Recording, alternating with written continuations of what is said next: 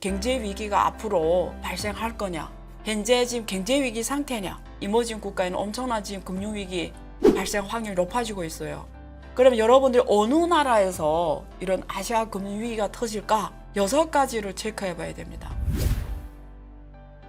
오늘 1부에서는 최근에 가장 큰 이슈가 되는, 그리고 많은 사람들이 지금 불안하게 하는 경제 위기에 대해서 다뤄보도록 하겠습니다. 여러분, 경제 위기라는 이 단어는 우리가 언론에서나 혹은 뭐 친구들 혹은 오피니언 리더들이나 여러 가지 방송에서 많이 다뤄지고 있고요. 누구나 쉽게 말하는 단어입니다. 근데 사실상 경제 위기에 대해서 정확한 개념을 알고 있냐? 사실 많은 분들이 의외로 경제 위기 개념을 명확히 알고 있지 않습니다. 우선 위기라는 개념은 뭐냐면 가장 중요한 포인트는 사전에 예상하지 못했다라는 거예요. 그래서 경제 위기가 왔다는 뜻은 뭐냐면 사전에 예상하지 못했던 상황이 펼쳐진다, 이런 뜻이거든요. 그러면 사전에 예상하지 못한 상황이 펼쳐졌기 때문에 사람들이 평상시 합리적인 행동을 못하는 거예요.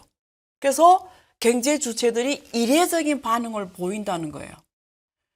또 이례적인 반응을 보임으로써 경제 시스템을 구성하는 주요 부분들이 제 기능을 못하게 되는 거예요. 심한 경우에는 그에 따른 파급 효과로 경제 시스템 전체가 붕괴가 되거나 무너지는 상황이 연출되는 걸 경제 위기라고 합니다. 그래서 키워드가 사전에 예상하지 못했다, 경제 주체들이 합리적인 반응이 아니라 이례적인 반응을 보이면서 경제 여러 가지 조직 기구들이 정상적인 기능을 못하면서 시스템 전체가 붕괴되는 이 상황을 말하거든요. 예를 들면 한국의 98 IMF 때 국가 전체가 부도가 날 뻔했잖아요. 이런 상황을 경제 위기라고 합니다. 그래서 보통 경제 위기를 정의하는데 필수적인 요소가 있어요. 예측 불가능성, 그리고 심리적 공황. 심리적 공황이 왔기 때문에 이례적인 행동을 보이는 거예요. 이런 비정상적인 상황이 연출이 되는 거예요. 그래서 전반적으로 경제 시스템이 중단되는, 이것이 우리가 위기를 정의할 때 보통 포함되는 요소들입니다. 그러면 경제 위기와 금융 위기는 같은 의미일까요? 다릅니다. 금융 위기는 포커스가 금융 기능을 하는 금융기관들에 맞춰져 있어요. 예를 들면 은행, 예를 들면 보험, 증권사, 자산운용사 등등. 그래서 금융기관들의 역할이 뭐냐면 금융 중개 기능입니다. 은행 같은 경우에는 예금자와 그리고 자금을 쓰는 대출자, 기업들 간의 자금 중개 기능을 하잖아요. 그래서 금융기관들의 역할이 중개 기능인데요. 금융위기라 하면 어떤 요인으로 해서 이런 금융기관들이 제 기능을 못하는 상황을 말합니다. 예를 들면 IMF 때 한국 은행들이 다 파산했잖아요. 은행들이 파산하면서 금융 기능을 못하는 거죠. 그래서 금융 기능이 현저히 약화되고 나아가 금융 시스템 또 경제 시스템이 붕괴 혹은 와해되는 상황을 말합니다. 그래서 다시 말해서 금융 위기는 어떤 요인으로 인해서 금융기관이 제 기능을 못하는 그 상태를 말합니다. 경제 위기 발생 원인에 대해서 우리 선배 경제학자들이 굉장히 많은論文을 통해서 잘 정리해 줬습니다.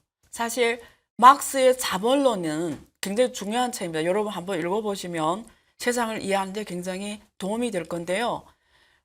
막스는 여러 가지 측면에서 경제 위기가 자본주의 사회에서는 발생할 수밖에 없다고 설명을 합니다. 하나는 자본주의는 완전 시장경제에서 돌아가기 때문에 빈부격차가 커져요.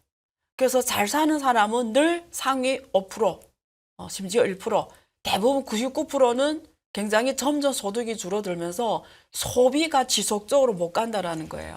상위 1%는 사실은 소비를 할 수가 없습니다. 많이 안 하잖아. 사람이 먹는 게 한계가 있잖아요. 그냥 99%가 소득 수준이 높지 않으면 소비가 자본주의에서 점점 줄어들면서 경제가 계속 돌아가지 못한다는 거예요.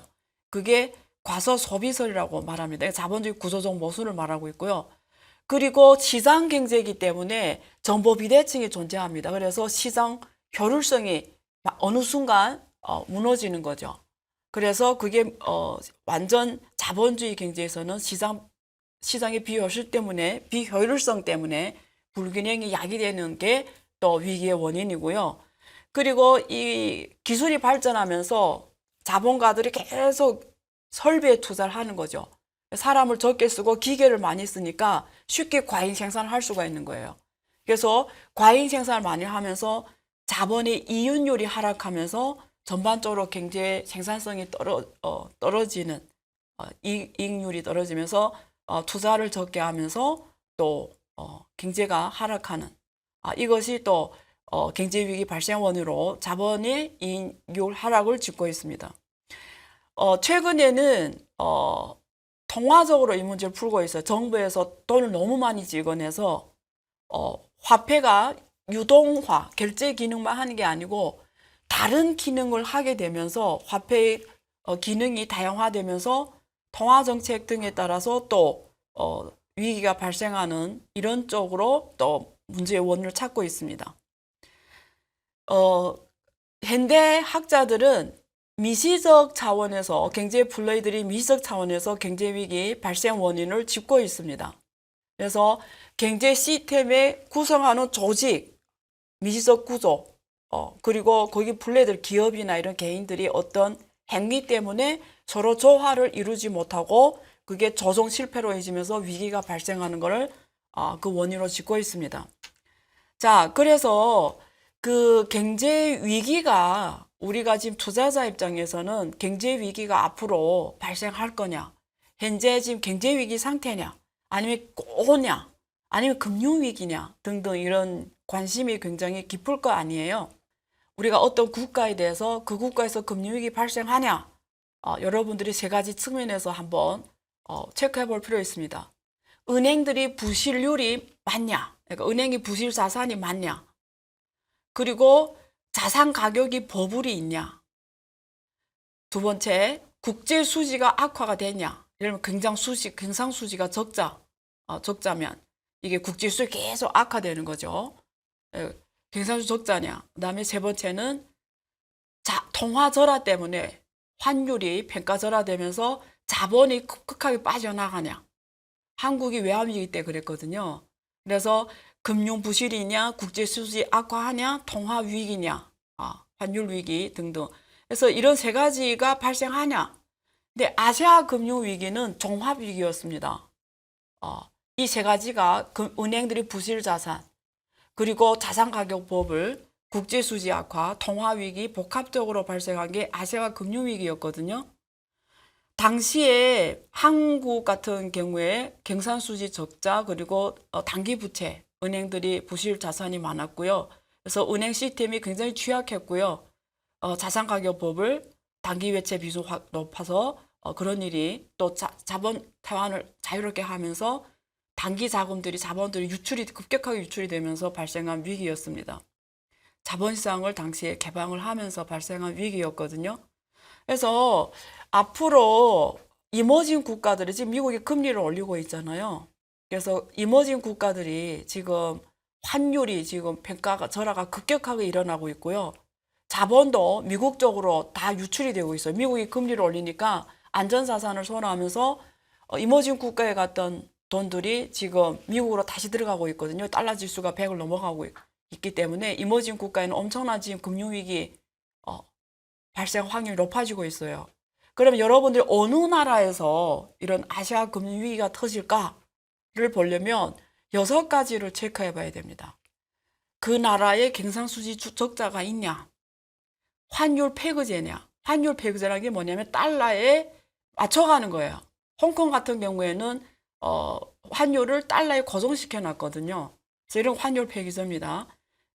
세 번째는 자산 가격 버블이 존재하냐. 네 번째는 은행 시스템이 취약하냐. 다섯 번째는 단기 외채 비중이 높냐. 여섯 번째는 자본시장이 개방이 돼서 한모니, 투기 자본이 마음대로 들어갔다 나갔다 빠질 수 있냐. 이 6가지를 체크해 보면 됩니다. 멕시코 위기 같은 경우에는 국제수지 위기였어요. 수출이 급격하게 악화되면서 그래서 1번, 2번, 5번, 6번 그러니까 경상수적자, 환율 폐기제, 단기 외채 비중 높고 자본시장 개방하면서 발생한 위기였고요. 영국의 위기는 통화 위기였습니다. 그래서 환율 폐기제에 따른 그리고 자본시장이 개방이 되어 투기 자금의 이런 이례적인 이게 급격한 유출에 따른 위기였어요. 그럼 예를 들면 한번 요즘에 이머징 국가 중에서도 아르헨티나하고 터키가 지금 뭐 국가 부도의 뭐 상황이 지금 연출이 되고 막 시위도 일어나고 있고요. 지금 국가 안전이 지금 위협받고 있습니다. 그럼 이 나라 두 나라가 왜 급격하게 이렇게 됐냐? 터키와 아르헨티나가 공동의 특징이 있어요. 단기 외채 비중이 외환보유액 대비 굉장히 높습니다. 우리가 코로나 이전, 코로나는 좀 특별한 시기였잖아요. 그래서 코로나 이전에 2019년 데이터를 보면 아르헨티나가 외환보유액 대비 단기 외채가 2.23배, 터키는 외환보유액 대비 단기 외채가 1.6배. 그러니까 갖고 있는 외환으로 단기 외채라는 게 1년 내에 상환해야 되거든요. 해외 부채니까. 근데 그게 부족하다라는 거예요. 외환보유액으로. 그러니까 이게 위기 압박을 받을 수밖에 없고요. 환율이 절하가 될 수밖에 없는 상황이고요. 두 번째는 그럼 돈을 벌어야 되잖아. 달러를 벌어와야 되잖아요. 해외에서. 그래야 이게 단기 외채를 갚을 수 있는데 그게 경상수지 흑자여야 돼요. 경상수지 흑자 수출해서 달러를 벌어오는 거잖아요. 근데 경상수지가 또 적자입니다. 그래서 아르헨티나가 2019년 그 이전 3년 연속으로 지금 경상수지가 GDP 대비 마이너스 3.57 평균감, 그리고 터키도 마이너스 2.12%. 그러니까 계속 경상수지가 적자니까 돈을 못 버는 상황에서 단기 외채는 갚을 외환보유액은 없고 이러니까 위기 압박은 이 나라 통화가 급격하게 평가절하 하락을 받는 거죠. 그리고 민간 부분이 부채율까지 높으면 더 문제인 거죠. 터키 같은 경우는 민간 부채율이 80%, 우리가 보통 70% 높으면 굉장히 높게 보거든요. 80% 넘어갔습니다. 코로나 이전에. 그럼 코로나란 샥이 딱 왔어요. 그러면 미국에서 돈을 빵 풀면서 양적 완화를 하다가 지금 다시 거져가잖아요. 그럼 이런 펀더멘탈을 가진 나라들이 가장 취약하다라는 거예요. 그래서 지금 이루어지고 있는 아르헨티나와 터키의 위기는 예정된 것이었어요. 그래서 제가 2019년부터 강연하면서 이 두 나라가 가장 위험하다고 그때 당시 2019년에 이미 얘기를 했거든요. 그래서 지금 터키 같은 경우에는 현재 어떤 상황이냐?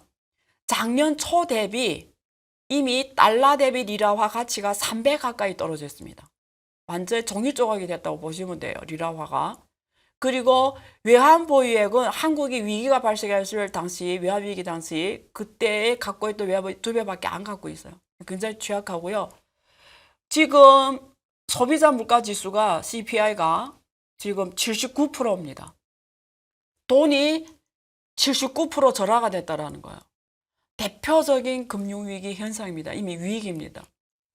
그래서 지금 사실 국가부도 사태 있는 거죠. 아르헨티나도 지금 물가 상승률이 71%예요.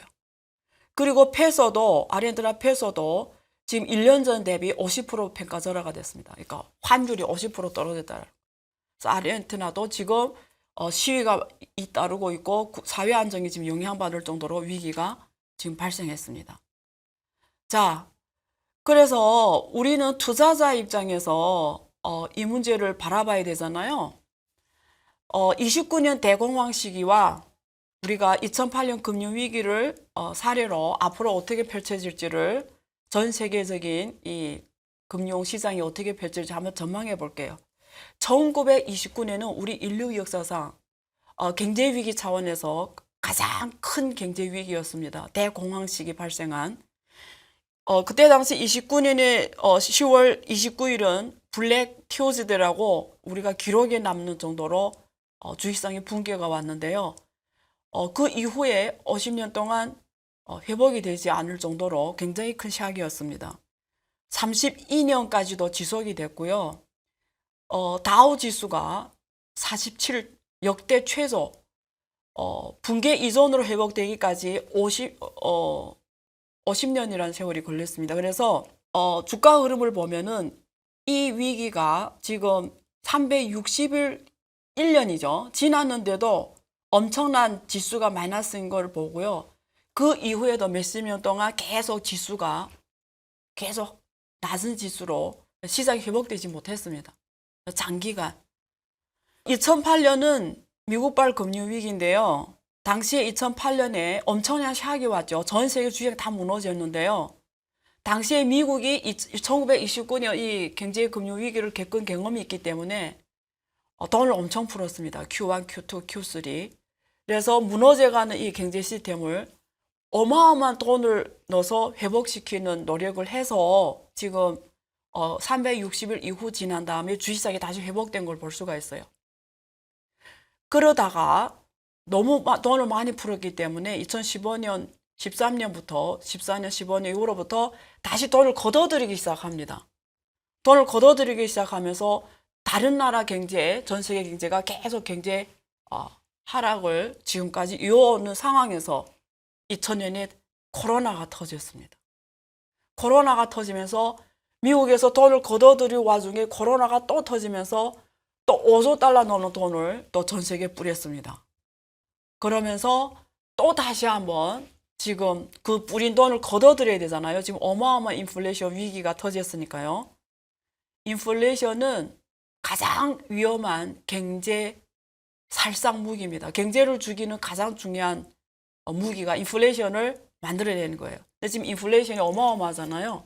그러니까 미국은 지금 수습하기 위해서 돈을 다시 걷어들이고 있어요. 금리 인상을 통해서. 그래서 전 세계 돈들이 다시 미국으로 지금 들어가고 있으면서 터키나 아르헨티나와 같이 이런 나라들이 지금 경제 위기 상황에 노출이 됐습니다. 그래서 우리가 2008년 주식시장 흐름을 보면 미국에서 지수를 엄청난 돈을 뿌리면서 다시 포지티브로 돌려놨는데요. 지금 주식시장이 올해 들어서 굉장히 안 좋고요. 혹자는 앞으로도 경제 침체가 계속 일어나고 있다 이렇게 전망하는 분들이 계세요. 근데 또 골드만삭스 같은 이런 또 글로벌 IB들은 내년에 어마어마한 가장 좋은 역대일의 시장이 연출될 거다 이렇게 지금 표현하고 있습니다. 어느 말이 맞을까요? 제가 앞에서 어떤 국가가 경제 위기에 노출이 되냐 되지 않는 6가지를 체크해봐라고 했잖아요.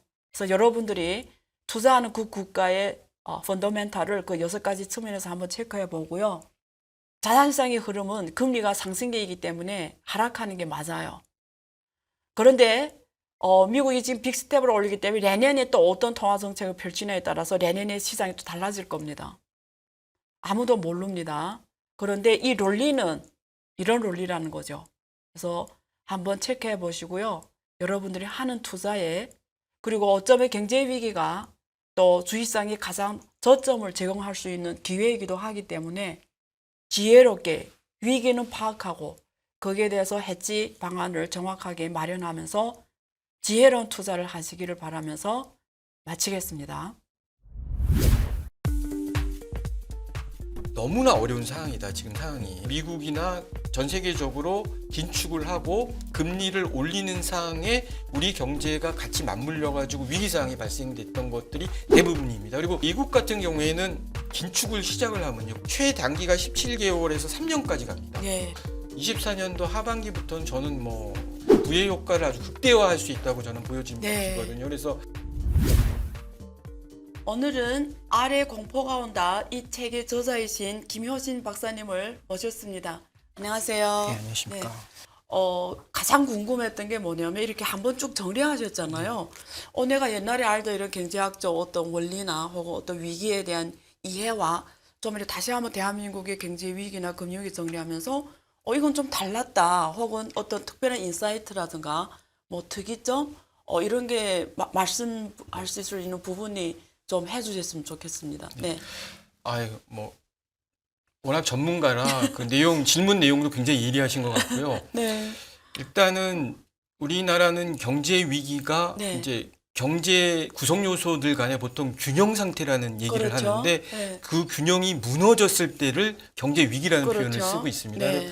경제 위기가 8번 정도 있었고요. 네. 또 금융 시스템에만 문제가 있었고 물론 네. 경제 시스템까지는 전이가 안 되고 바로 직전 단계까지 있었던 금융 위기 사항이 7번 있었습니다. 근데 이제 공교롭게도 경제 위기는 대부분이 한 2가지 특징을 갖고 있고요. 그 2가지 특징이 내부 요인이라던가 여러 가지 정책 실기, 그 당시에 또 미국의 어떤 자본주의의 뭐 신자유주의라던가 이런 이데올로기에 관련된 환상에 빠져가지고 좀 정책 실기한 것 부분들도 있습니다, 분명히. 그래서 특징 중에 가장 중요한 건 인플레이션이 당시에 굉장히 올라갔었고, 그 당시에도 또 금리를 인상하면서 긴축을 진행하는 와중에 어떤 경기 침체나 위기 상황이 미국이나 전 세계가 같이 오면서 한국도 동시에 위기 상황이 왔었습니다. 그래서 그런 부분들이 분명히 존재하고요. 또 하나 분명한 거는 우리나라 8번의 위기 중에 6번의 위기가 대부분 부동산 거품이 네. 붕괴되면서 위기가 상승 효과가 일어났습니다. 그래서 참고로 말씀드리면 얼마 전에 신문에 봤더니 모 전문가 분이 한 분 얘기하시더라고요. 그분이 이런 얘기를 하시더라고요. 앞으로 우리나라 다가올 경제 위기는 월가 분들이랑 인적 네트워크를 잘 형성을 해야지만 경제 위기를 앞으로 우리가 대응을 잘 할 수 있다라고 얘기를 하시더라고요. 근데 그거는 아주 극히 일부분에 지나지 않고요. 사실 경제 위기는 또 우리나라 경제 역사를 이해할 때는 가장 중요한 거는 종합적으로 봐야 된다. 어떤 우리의 내부 문제점도 있지만 어떤 국제적인 조류, 또 외국의 금융 시스템의 흐름, 또 미국의 인플레이션 상황, 경기 침체 위기 상황과 항상 동조하에서 같이 움직이는 게 아주 특징을 갖고 있습니다. 그러면 저는 우선 이런 주제로 먼저 깊게 이야기 나누고 싶습니다. 그러니까 지금 8번의 경제 위기 속에서 경제 플레이들이 있잖아요. 예, 하나는 예. 정부가 있고 기업이 있고 개인이 있잖아요. 정부 측면에서 어떤 실기했던 위기 하나 좀 간단하게 설명해 주시면 좋겠고요. 그다음에 제가 기업 측면에서 뭐 대응이 안 돼서 더 깊어졌다든가 혹은 개인들이 또 어떤 구석에서 배워야 될 뭐 교훈 이렇게 세 가지로 지금 이야기 나눠봤으면 좋겠는데, 첫 번째 8번의 경제 위기에서 혹시 뭐 대한민국의 정부가 어떤 정책 실기 때문에 일어났던 혹은 더 가속화시켰던 위기가 있었나요?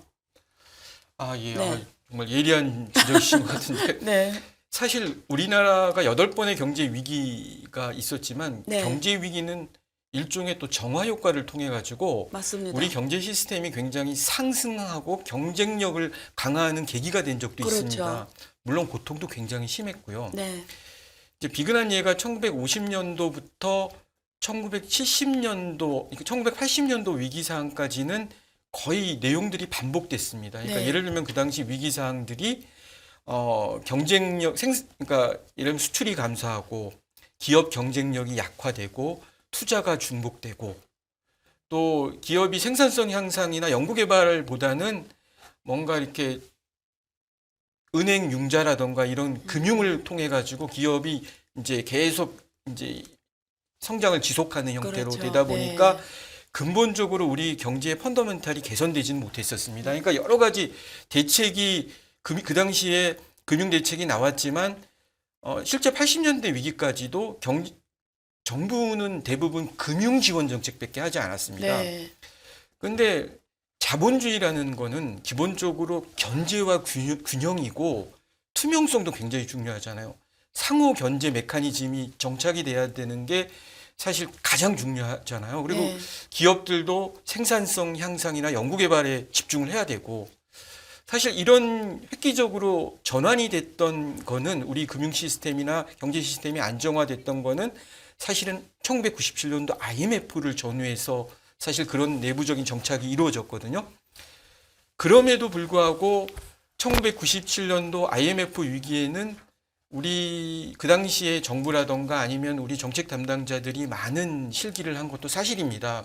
분명한 건 그 당시에 지도자 김영삼 대통령께서 OECD의 선진국 클럽이라는 OECD에 가입하고 싶어서 너무 짧고 단기간에 외환시장을 개방했던 거였습니다. 네. 그래서 외환시장이 개방되면서 단기 자금들이 엄청나게 몰려왔고요. 그 단기 자금을 끌어다가 장기 시설 투자에 하다 보니까 유동성이 굉장히 악화되고, 실제 론스타 같은 경우도 중요한 건 뭐냐면 그 당시에 우리나라 금융이 성장하기 위해서는 외국계 자본, 외국계 금융회사나 외국계 자본이 한두 개는 와야 된다.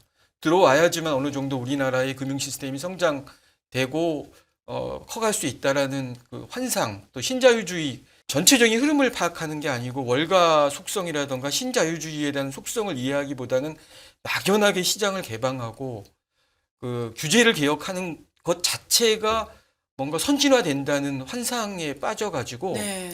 어떤 극심한 이제 규제 개혁과 또 실질적인 어떤 당시 위기 상황을 극복할 수 있는 어떤 통찰력이나 인사이트 없이 네.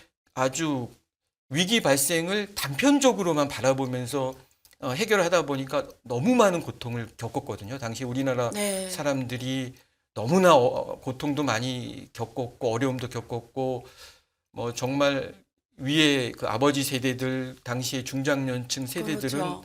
엄청난 고통을 느꼈습니다. 그래서 중요한 건 그 당시에 분명한 정책 실기들이 있었고요. 론스타 같은 경우에도 네. 뭐 지금 론스타의 최대 주주가 네. IMF, 네. 월드뱅크 네. 국제기구들입니다. 그렇죠. 그리고 실제 이제 물론 금융 대지주들, 뭐 미국의 은행, 보험사들, 또 텍사스 석유자본까지 들어가 있는데 실제 우리가 구조조정을 받으면서 IMF는 우리를 들여다보면서 론스타를 지원했던 지금 결과가 나온 네. 거거든요. 근데 이런 사항들은 굉장히 정말 어려운 사항이었습니다. 그럼에도 불구하고 정말 확실한 건 우리가 생산성 향상이라던가 네. 연구개발, 네. 상호 견제 메커니즘을 우리가 정착시킨 거, 네. 또 기업도 투명성이 중요하고 정부도 투명성이 중요하다는 걸 인식한 거는 정말 중요한 교훈입니다. 그렇죠. 당시에 그러니까 김대중 그 정부가 예. 그 외환위기 사실 그 당시에 수습 정부로 역할을 많이 한 걸로 알고 있고요. 그리고 구조조정도 칼처럼 진행해서 오늘날 또 대한민국 경제가 있는 것 같은데요. 여기 지금 온다 이렇게 표현하셨잖아요. 그 말은 아직은 이게 경제 위기 우리가 지금 리세션 경제 침체 그다음에 위기잖아요. 불황인데 지금 불황이 올 거라고 확신해서 이 책을 쓰신가요? 아니면 지금 현재 상황은 어떤 지금 현재 우리 시점 2022년 지금 하반기로 접어들었잖아요. 그러면 이게 온다고 생각해서 이렇게 표현하신 건가요? 지금 상황을 어떻게 진단하고 계세요? 현재. 네. 일단 네. 저희 경제 위기 역사를 보면 10년 주기로 계속 위기가 왔었거든요. 그렇죠. 경기 변동 예. 이런 경기 순환 사이클. 근데 예. 요번에 사실 올 시즌은 맞습니다. 사이클은 맞는데 10년. 네. 근데 그럼에도 불구하고 가장 우리가 고려할 게 이제 너무나 어려운 상황이다. 지금 상황이. 왜냐하면 돈이 너무 많이 풀린 상황이잖아요. 그렇죠. 돈이 너무 유동성이 너무 인플레이션이 많은. 심하고요. 네. 물론 이제 중국의 공급망 마비 때문에 제가 지난주에 미국을 다녀왔습니다. 네. 미국을 다녀왔는데 정말 제가 깜짝 놀랐습니다. 미국에 갔더니 제가 그 뉴욕이랑 애틀란타를 두 군데를 갔다 왔는데 뉴욕은 제가 한 7번을 갔습니다. 7번을 갔는데 또 한 2달 정도 거주도 했었고요. 네. 근데 이제 뉴욕에 사람이 그렇게 많은 적은 처음 봤습니다. 그러니까 뭐 타임스퀘어는 말할 것도 없고 월가나 기본 곳곳에 사람들이 이렇게 너무 많아가지고 거리를 걸을 수가 없을 정도로 많더라고요. 그러니까 그 당시에 코로나로 이렇게 사람들이 여행이 제한이 되고 이러던 것이 이제 지금 욕구가 폭발하는 폭발하다 거죠. 예. 보니까 모든 분들이 외국에서도 많이 몰려오신 것 같아요. 그런 게 있었고 두 번째는 애틀란타에 이제 뭐 마트나 타켓 같은 데 가보면 아직도 공급망이 마비가 돼가지고 이 식료품은 상관이 없는데 공산품 같은 경우에는 이 매장에 채워지지 않은 부분이 상당히 존재합니다. 그러니까 그 부분은 대부분이 제가 보기엔 중국제가 많거든요. 네. 근데 이런 것들이 채워지지 않아서 딱 보고 느낀 건 인플레이션이 날 수밖에 없는 상황이더라고요. 그리고 또 고용도 굉장히 좋을 수밖에 없어요. 그러니까 네. 욕구가 이제 분출이 되다 보니까 네. 그 욕구 분출에 따라서 수요는 많이 늘어나는데 네. 돈도 많고 그런 상황이다 보니까 근데 뭐 공급망도 마비돼 있죠. 뭐 여러 가지 문제들이 복합되다 보니까 인플레이션이 높을 수밖에 없는 상황이고요. 그래서 네. 이런 말이 하잖아요. 지금 뭐 불과 2년 동안 푸른 돈이 과거 100년보다 푸른 돈보다 더 많다. 맞습니다. 이런 예. 상황이다 보니까 굉장히 어려운 위기 상황인데 그래서 이런 위기 상황에서 과거의 우리 역사도 보시면 아시겠지만 인플레이션을 잡기 위해서 미국이나 전 세계적으로 긴축을 하고 금리를 올리는 상황에 우리 경제가 같이 맞물려 가지고 위기 상황이 발생됐던 것들이 대부분입니다. 그리고 미국도 긴축과 금리를 올리는 상황에서 30% 정도는 심각한 경제 위기로 전이가 됐습니다. 네. 근데 그러면 과거를 봤을 때 지금과 같이 유동성이 풀린 적이 있냐 이거죠. 네. 지금은 정말 겪어보지 못한 유동성이 뒤에 있거든요. 그러니까 이게 정말 잡히지 않는, 인플레이션이 잡히지 않는 상황인데, 이 연준도 고민이 많겠죠. 그러니까 최근에 이제 경제 위기 경험이 2008년 글로벌 금융위기였는데 1%에서 5.25%까지 2년 동안 올리다 보니까 경기 침체로 네. 그러니까 부동산 거품이 빠지면서 네. 이제 경기 침체, 경제 위 글로벌 금융 위기가 왔었는데 그러다 보니까 5.25%가 맥시멈인데 그러다 보니 이제 천천히 너무 올리면 이게 또 기대 인플레이션을 자극해 가지고 이건 인플레를 더 잡을 수 없는 상황이 되고 네. 그러니까 이건 뭐 우리나라도 마찬가지입니다. 한국은행이나 우리 각국의 중앙은행이 가지는 공통적인 딜레마들인데 그러다 보니까 이제 지금의 위기 상황이 보통 미국 같은 경우에는 긴축을 시작을 하면요. 금리 인상을 시작되면 최단기가 17개월에서 3년까지 갑니다. 네. 3년까지 지금 네. 역대로. 그렇죠. 예, 3년 이후에 1, 2년 후에 버블이 붕괴가 되는 네. 상황이었거든요. 근데 그러면 지금 저희가 미국의 기준금리가 인상된 지 지금 몇 달이 안 된 상황입니다. 그럼 앞으로 얼마를 갈 거냐 이게. 네. 예. 그러면 예. 두 가지 제가 이어서 질문해 볼게요. 첫째, 미국이 금리를 올리니까 이머징 국가들은 아까 말씀하신 긴축 발작이 오면 안 예. 되잖아요. 그러니까 긴축 발작이라는 거는 돈이 쏙 빠져나가는 상황을 말합니다. 혹시 모르시는 분들 계실까 봐. 그래서 한국은행 같은 경우는 그런 현상이 일어나면 안 되니까 같이 올리잖아요, 네, 지금. 네. 그러면 그 IMF 때 아까 김영선 대통령이 그런 정책 때문에 돈이 단기 자본이 들어오면서 한 번이가 들어오면서 쏙 빠져나오면서 샥이 왔고 그게 결국은 뒤에 위기로 촉발하는 계기가 됐는데요. 그러면 그 경험을 한국은행도 지금 많이 배웠고 지금 그런 일이 없게 할 거 아니에요. 그러면 지금 제가 알기로는 제가 경험한 한국은 중국도 외환 관리를 엄청 세게 하거든요. 근데 한국이 못지 않다고 저는 생각해요. 한국도 외환 관리가 되게 세거든요. 그래서 그럼 그때에 비해서 지금 또 한국은행 마침 계시잖아요. 파견되셔서. 그러면 지금 미국이 막 금리를 지금 뭐 빅스텝으로 올리는 상황에 한국이 들어온 자본들은 한국도 따라서 올리니까 덜 나가고 있나요? 지금 어떻게 보세요?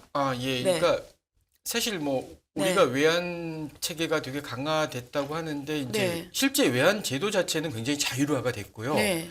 외환에 대한 모니터링은 물론 이제 저희가 타이트하게 합니다. 예를 들면 5만 불 이상 외국에 송금한다 그러면 그런 것들이 저희가 다 이제 보고가 보고하도록 돼야 돼요. 되어 예. 있을 뿐이고 네. 실제 외환에 대한 규제라던가 통제는 거의 안 하고 선진국 수준으로 되어 있습니다. 지금 체계는. 근데 사실 그러다 보니까 이제 지금은 우리나라 투자자들이 개인 투자자들이 미국에도 많이 투자를 하고 있고요. 네. 미국 주식이라던가 미국의 그렇죠. 여러 가지 네. ETF라던가 이런 쪽에 자유스럽게 투자도 가능하고요. 자본 흐름이 가능한데 자본이 이동이 가능한데 실제 이제 지금 보시면 아시겠지만 금리를 올리는데 지금 선진국들 중에서는 금리를 쉽게 못 올리는 국가들이 있습니다. 네. 뭐 유럽이라던가 네. 중국도 마찬가지고요. 그렇죠. 일본도 마찬가지고요. 그렇죠. 우리는 미국과 유사하게 같이 올리고 있습니다. 네. 외려 한국 경제는 단단하다는 얘기입니다. 지금은 금리를 선진국 중에 못 올리는 국가들은 경제 펀더멘털이 안 좋은 거거든요. 지금은 네. 오히려. 네. 그래서 물론 우리나라도 문제는 있습니다. 가계부채 문제 한 1,800조 정도 되는 가계부채 문제들 또 거기다 개인 사업자 부채까지 하면 한 2,100조 정도 되는데 그럼에도 불구하고 뭐 기업들 중에 세계적인 기업들도 있고요. 여러 가지 경제의 펀더멘탈은 그 어느 때보다도 나쁘진 않습니다. 그럼 지금 환율이 예. 사실 옛날 같으면 1달러 환율이 1,300 넘어간 위기 수준이거든요. 예. 그러면 지금 막 1,350 막 이렇게 하는데 이거는 위기라고 별로 크게 보지 않는 상황인 거죠? 아닙니다. 그러니까 분명하게 예. 어려운 우리나라 경제 상황이 지금 네. 나쁜 건 맞습니다. 네. 무역 수지가 5개월 이상 연속 적자, 적자였고 뭐 여러 가지 지금 소비자 물가도 6.3% 정도고 굉장히 어려운 상황은 맞습니다. 근데 네. 우리나라는 아직 경상수지는 흑자입니다. 네, 예, 맞습니다. 6월까지 56억 불 정도. 맞습니다. 그러니까 그건 뭐 경상수지는 잘 아시겠지만 국제 수지는 양호한 예, 거죠. 무역 네. 수지 말고 무역 외 수지, 뭐 네. 이자 소득이나 배당 네. 이런 것들 외국에 우리가 투자된 그 이자 배당 소득 이런 것들 포함하면 경상 수지는 아직 흑자거든요. 단기 외채는 어때요? 단기 외채 관리도 저희가 계속 하고 있는데 네. 안정적 그렇게 나쁘지 않습니다. 단기 외채. 외채도? 왜냐하면 네. 그런 상황인데 중요한 거는 소비자 물가는 여전히 높고요. 네. 그리고 우리 주력 상품인 뭐 반도체라던가 이런 게 줄어들고 있는 상황은 분명하고요. 물론 자동차라던가 뭐 에너지 쪽은 수출이 늘고 있지만 네. 분명하게 위기 사항은 됩니다. 그리고 우리나라는 중국보다도 수출 의존도가 훨씬 그렇죠. 높은 상황입니다. 훨씬 그런데 높죠. 예. 첫 번째 우리가 수출이 가장 많은 이제 중국 시장 또 그다음 요즘은 아세안이 더 크고요. 미국이 3위지만 결국은 미국 시장을 중국도 아세안도 미국 시장을 상대로 수출을 하는 거기 때문에 결국은 1, 2, 3위가 다 미국 시장과 연결이 되어 있습니다. 그렇죠. 그런 이 세 개의 큰 권역이 지금 미국은 기술적으로 경기 침체에 이미 들어갔고요. 그렇죠. 2분기 이상 마이너스 성장이 네. 되다 보니까 그러다 보니까 이 세 개의 권역이 지금 안 좋은 상황이다 보니까 우리나라 경제도 향후에 그렇게 좋지 않다. 전망이 좋지 전망이 않은 좋지 거죠? 않은 상황이다.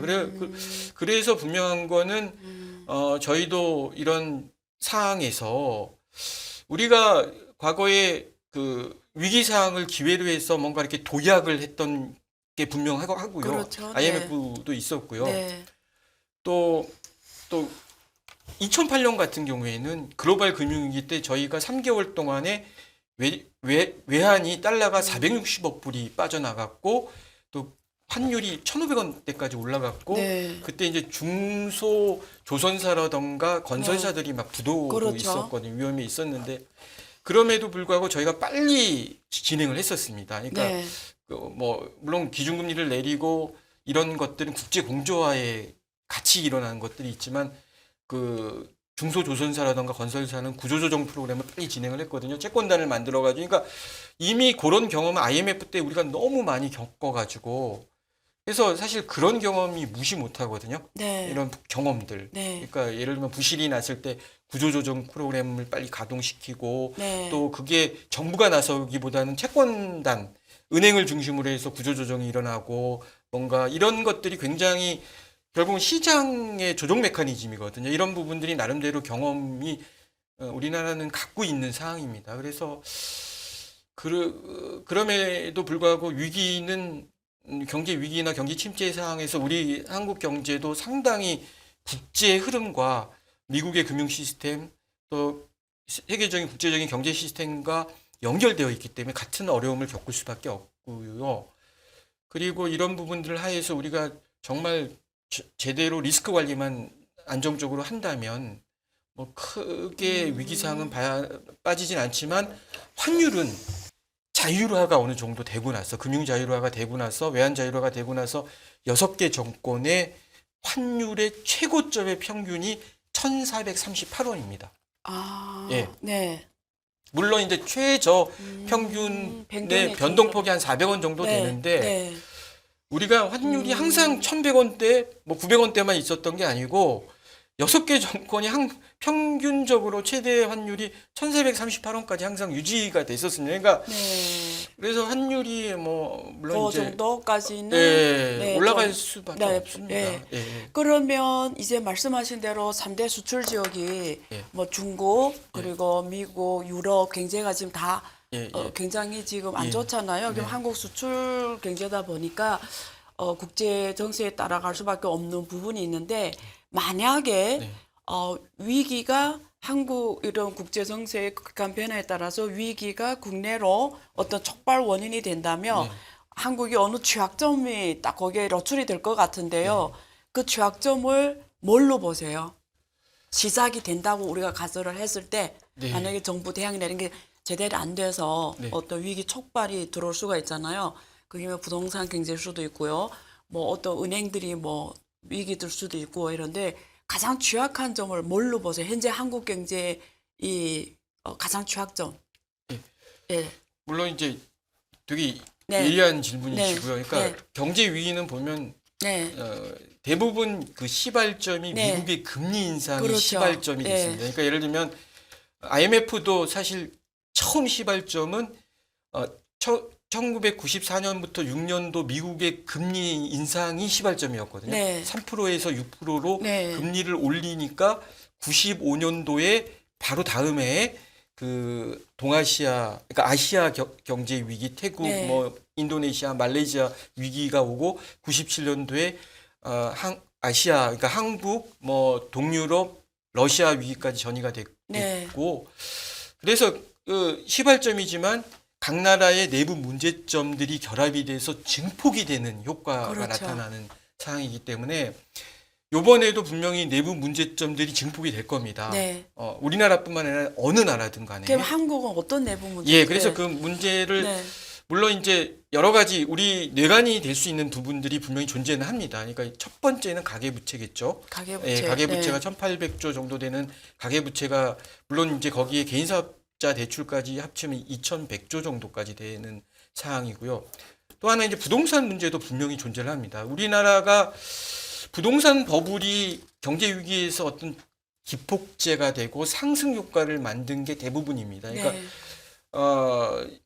특히 이제 6.25 전쟁 때 1950년대, 1959년도에 4.19, 5.16 혁명 때 그 정치적 격변기 두 번의 위기를 제외하고는 나머지 6번의 경제 위기에 부동산 거품이 빠지면서 경제 위기가 폭발되고 이제 이런 효과를 분명히 거뒀습니다. 그래서 그 두 가지 위기상 분명히 우리 위기상의 상승 효과를 줄 수가 있거든요. 근데 그래서 보통 위기상을 오기 전에 네. 리스크 관리를 통해 가지고 가계부채를 여러 가지 정책, 뭐 금융 정책이라던가 재정 정책을 통해 가지고 여러 가지 뭐 가계 대출이 많거나 개인 사업자 부채 대출을 이전을 해야 되겠죠. 완화할 수 네. 있는 정책들이 같이 병행이 돼야 되고요. 네.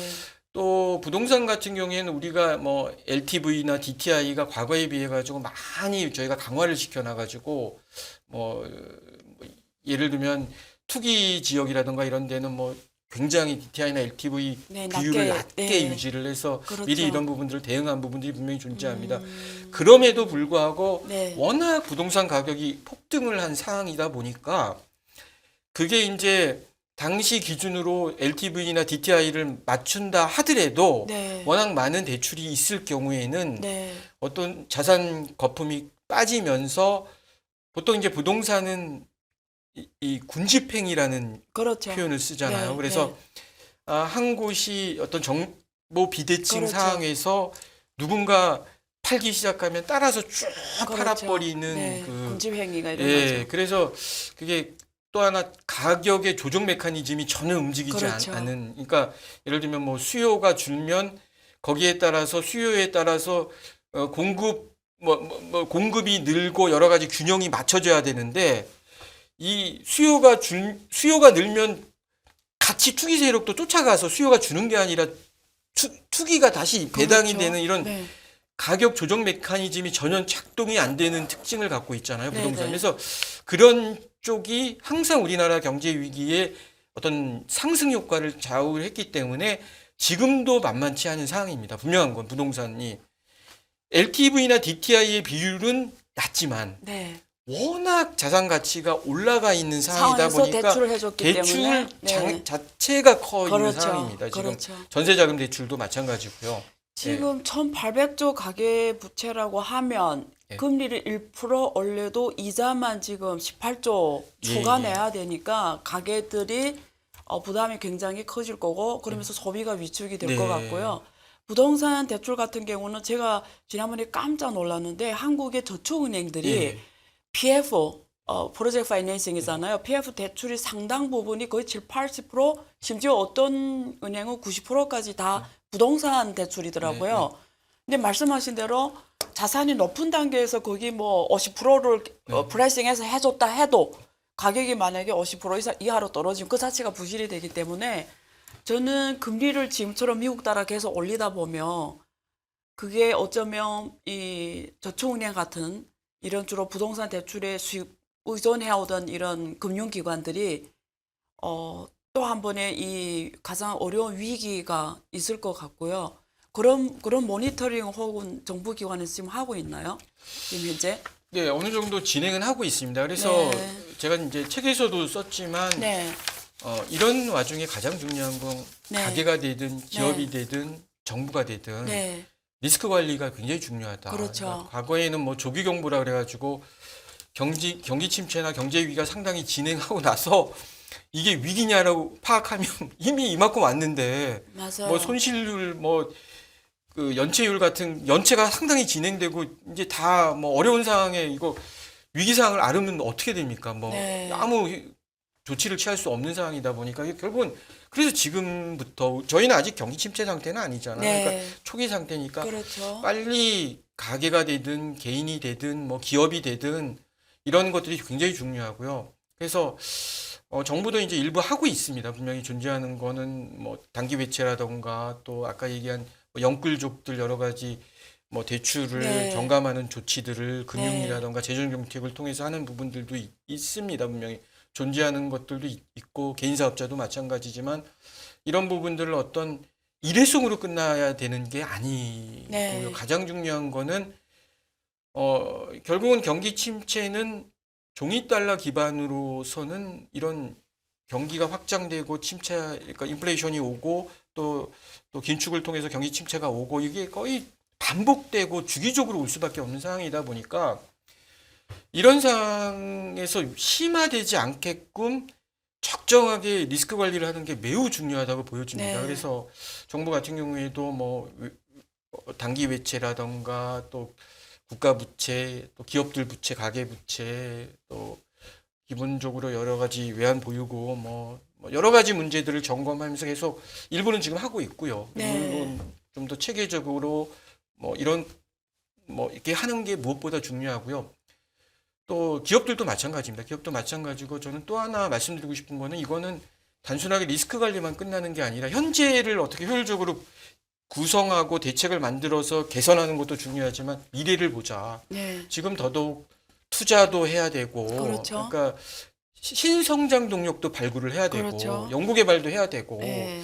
지금 생산성이 없는 부분은 과감히 조정도 그렇죠. 필요하고, 이런 미래에 대한 준비를 해서 지금은 웅크리면서 실력을 닦는 단계라고 저는 보거든요. 그래서 이거는 개인, 가게, 기업, 정부가 다 마찬가지라고 봅니다. 그래서 이런 부분들을 저희가 준비를 하고 있으면은 될 거라고 보여지거든요. 그래서 이런 준비를 계속 하다 보면 요번 위기 상황이나 침체 상황을 어느 나라보다도 정말 안정적으로 잘 관리할 수 있다고 저는 보여지거든요.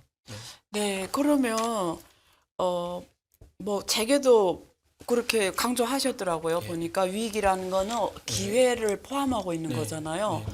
그러면 우리가 투자자 입장에서나 혹은 이제 말씀하신 대로 신성장 산업의 이런 성장을 바라보는 기업 투자자 기업의 네. 입장에서라든지 이게 기회로 삼으려면 어떤 흐름의 판단이 중요할 것 같은데요. 보통 미국에서 금리 인상 주기 들어가면 그게 좀 시차가 있으니까 17개월에서 아까 36개월 정도로 그게 결국 경제 침체로 이렇게 반영이 되는 그 타이밍을 말씀해 주셨는데 내년 정도에 굉장히 좋은 그 진입 시점 혹은 뭐 투자 시점으로 혹은 보시고 계시는지 그게 궁금하거든요. 대충 언제로 보세요? 이게 지금 온다. 이 침체 지난 위기잖아요. 그리고 다시 회복하는 단계로 갈 텐데 그게 가지고 시간 타임 구간을 어떻게 보세요? 뭐 시점 판단은 불가능하겠지만 뭐 지금부터 뭐 예를 들면 앞으로 이 스토리대로 하면 내년에도 별로 안 좋다라는 건데 사실상 그런 거잖아요. 지금 보시면 그렇게 보시는 건지 아니면 골드만삭스가 말한 것처럼 내년에 최고의 뭐 주식시장 호황기가 온다라는 표현을 한 것처럼 그러니까 이런 시점에 대한 판단이 되게 중요하고 흐름에 대한 판단이 중요할 것 같습니다. 어떻게 보세요? 예리한 지적이십니다. 정말 예리한 지적이시고요. 그러니까, 개인적으로 궁금해서요. 네. 투자는 물론 이제 종목도 중요하고 뭐 여러 가지 이런 투자처도 중요하고 포트폴리오도 굉장히 그렇죠. 중요한데 네. 사실 하나하나에 대한 거는 뭔가 분석도 필요하고 시간도 많이 필요하고 여러 가지 이런 케이스 것들이 바이 필요한 케이스죠. 네. 건데 네. 경제의 흐름을 그렇죠. 파악하는 게 가장 중요할 그렇죠. 거라고 네. 보여집니다. 특히 네. 우리 같이 개인적인 맞습니다. 사람들은 네. 그런 시간이나 전문성이 떨어지기 때문에 투자를 할 때 경제 흐름이 어느 사이클로 넘어가냐. 그렇죠. 그러니까 네. 결국은 경기 확장기가 어느 때 올 거냐가 제일 중요하고 그것 때문에 말씀하신 것 같은데 네. 확장기가 오면 아무거나 사도 네. 자산 효과나 부의 효과가 나타나기 다 때문에 올라가죠. 네. 그냥 아무거나 그냥 네. 사도 올라갈 확률이 수밖에 없는 높죠. 네. 상황이다 보니까 네. 그냥 10개 분산 투자만 네. 하면 되니까 네. 이제 그 관계 그런 상황을 제가 보기엔 최소한 24년은 돼야 된다. 네. 예, 내년까지 24년. 예, 골드만삭스는 항상 긍정적으로만 보고 있는 대표적인 투자은행인데 24년 저부터는 봐야 된다. 네. 최소한 뭐 좀 전환점이 이렇게 올 것 전환점이 같다. 오는 상황이고 네. 그 전까지는 네. 어느 정도 준비하고 실력을 쌓고 리스크 관리를 좀 더 리서치하고. 리서치하고 공부도 하셔야 됩니다. 네, 그거 공부도 많이 당연하죠. 하셔야 네. 되고 뭐 이렇게 하는 단계고 네. 그래서 경제 공부도 많이 하시고 네. 참고로 뭐 역사책은 많이 보시더라고요. 역사를 모르는 민족이나 국가는 없다고 해서 역사책은 보시면서 경제 역사를 제대로 모르시더라고요. 맞습니다. 우리나라. 그래서 책이 의미가 예, 있는 것 그래서 같습니다. 예. 이 경제 위기를 역사를 모르면서 우리나라 경제가 어떻게 갈 건지 제가 쓴 책에는 우리나라 역사만 얘기한 게 아니라 세계 경제 역사를 같이 이렇게 연결시켰기 맞습니다. 때문에 예. 좀 저는 개인적으로 추천드리면서 공부도 많이 하시면서 네. 실제 준비하고 실력을 쌓은 단계라고 생각이 듭니다. 그래서 네. 그렇게 하면 24년부터는 분명히 좋은 기회가 오고요. 그렇게 해서 리스크 관리를 통해서 만든 안전자산이랑 현금을 24년도 하반기부터는 저는 뭐 가능하다고 보여지고요. 그때 보면 부의 효과를 아주 극대화할 수 있다고 저는 보여지거든요. 그래서 그리고 너무 우울해할 필요도 없다. 네, 좋은 너무, 말씀인 것 같아요. 예. 오늘 이렇게 와주셔서 너무 감사하고요. 너무 수고 많으셨습니다. 감사합니다. 감사합니다. 네. 오늘 방송 어떠셨나요? 오늘은 아래 공포가 온다 김효신 박사님을 모시고 경제 위기와 금융 위기에 대해서 알아보는 시간을 가졌습니다. 여러분들이 밝은 마음으로 이성적으로 지금의 경제 상황을 바라보면서 합리적인 투자 의사결정을 하면 좋겠습니다.